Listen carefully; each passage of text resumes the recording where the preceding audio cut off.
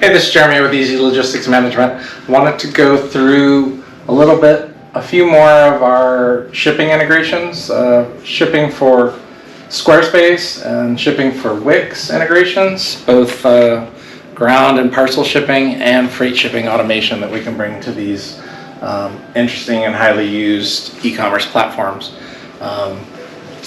So we can do basically anything. Freight is our main conduit, but we can automate UPS, FedEx, brokered parcel rates, and brokered freight rates, as well as direct freight rates with an extra linking piece of software called Freight Desk Online. But let me take you through how we configure, or how highly configurable the freight shipping app is for Squarespace and Wix. We have other integrations with all the top platforms, Shopify, WooCommerce, Magento, BigCommerce, that I've gone through in other videos that I can link out to. But today we're going to talk about Squarespace and Wix. It's pretty similar as far as how it configures and how robust it is, but I want to kind of take you through it step by step, and hopefully this is helpful. First and foremost, you need to get a search in Squarespace or Wix in their app section for the Global Trans app for freight shipping. You want to install that and activate it. Then you connect with me and my team. We can open you a Global Trans freight shipping account and request the API key, which will then import our carriers and rate selections into your Squarespace or Wix e-commerce system. Again, the benefit of some of this is we are a large brokerage organization, so you get heavily discounted freight pricing with hundreds of carriers and a wider variety of carriers that you can leverage, both national and regional carriers, which allow for a lot more flexibility. And some of those regional carriers can actually be a lot more economical just because they don't have the footprint that some of the bigger carriers have. Once you have the account open and the API key requested, you can import that into the app in Squarespace or Wix, and it will get that process going. Number three, once you've completed that, you want to select the carriers that you're most comfortable using. Generally, to start, we would probably persuade you to leave them all open so you have more variety of carriers for each shipping lane that you're going to require. But if you're more comfortable with certain carriers like UPS or FedEx or RNL or whoever it is, you can certainly select just those carriers. Once you've got that established, number four, you get into the quote settings and how you want the system to actually quote. Do you want it to quote the lowest cost carrier or the fastest transit time or some variety thereof? We can even do the average of the lowest cost carriers, so that your client is seeing an average of the first 5 carriers that are the least expensive or something like that. But it has a lot of flexibility of what you can do. Number 5, is it going to involve standard LTL freight shipping or final mile or white glove type freight shipping? We have a conduit for both, so we just need to know which type of shipping you're going to require. Most would be standard LTL, I would imagine, out of an e-commerce site. But if you are using final mile, we have the ability to set it up for threshold deliveries, room of choice deliveries, or a premium service that includes room of choice, unpacking the material, even light setup and assembly, and then debris removal. Number 6, it has flexibility for order cutoff times. So generally speaking, in the freight world, if the orders come in before noon, we can usually pick up same day, but you can also set it up so that it dictates that the order will pick up next day, or if you have a certain crating procedure, or in some cases we've even run into some companies that are custom making the products to order and need like 2 to 4 weeks lead time, but all that is configurable however you want it to be done. Number 7, do you want residential detection? Since we're talking about e-commerce, I'd probably recommend that you do pay for this option. I think it's only like a $20 a month upgrade, but it literally uses Google Maps and auto detects if it's a residential address, so that when your clients are actually purchasing the products on your site, if they don't check the residential box, it will auto detect where they're shipping to when they put in their address, and it will add that fee in so that there's no adjustment or fee after the fact that upsets everybody.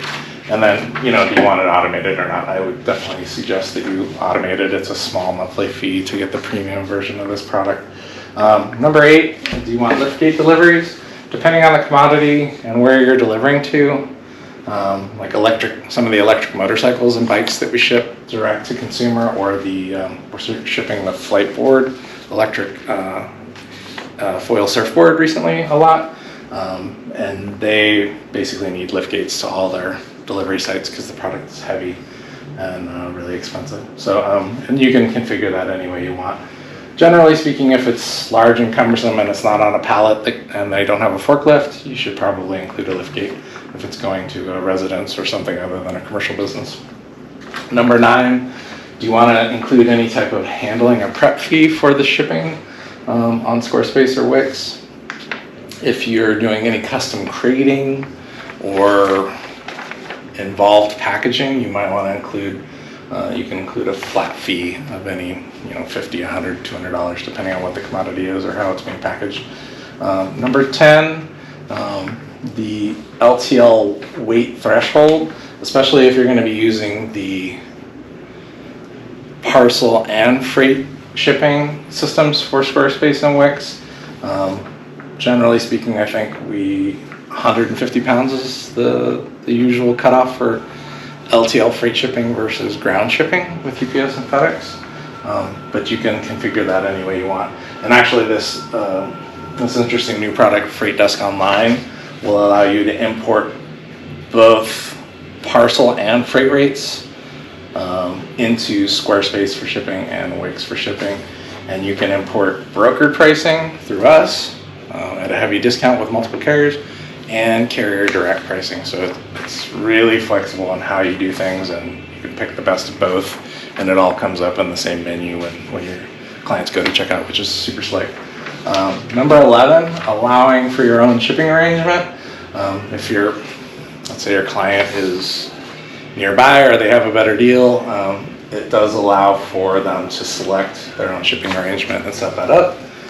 Number 12, next you would probably want to input your warehouse and dropship locations. So it allows complete flexibility of whether you have multiple warehouses or multiple dropship vendors for your product. I know there are a lot of dropship businesses out there, so it does allow for all of that. And then you just it's a step-by-step process. I'm going to build out an article that actually has the screenshots of each section, what exact buttons you're clicking and all that, to make it easy for you guys. Number 13, if you're going to offer in-store pickups, it has flexibility to set that up, both in an average miles from the shipping location or by postal code match.